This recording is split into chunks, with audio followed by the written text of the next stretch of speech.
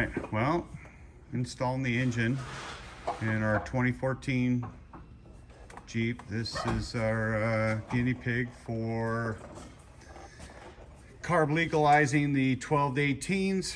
It looks like we're going to do some testing. So testing's coming up and we're just getting this engine in. So here is the AC compressor to a big bore box using our idler, and that's how the idler goes, bolts onto the pump. Now I realize it's a little tight, but the back of the tranny's down. So when you put the tranny up, you don't have much room there regardless. I mean, it's gonna have a 1/4 of an inch on a good day, but it doesn't seem to hit.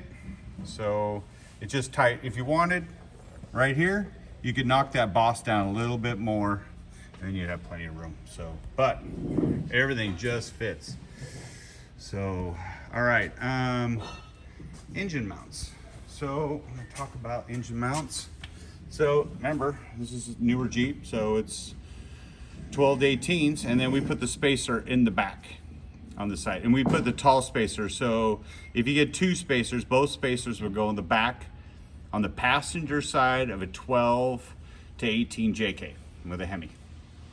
Now, we're reusing the truck manifold. It's not perfect. It's got to do a tight turn coming out of the manifold, but I think we could do it. And it's going to get worse because this engine's got to go up a little bit more, and valve cover's touching.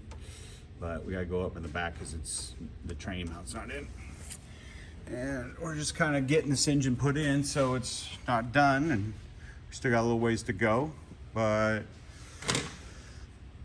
just kind of talking about install, what to do, what steps to take, you know, things that you do. I mean, put an electric fan, so don't forget this. Now is the time.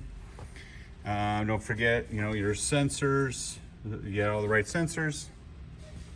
And man, I still love that oil cooler, oil filter adapter. Man, that is slick.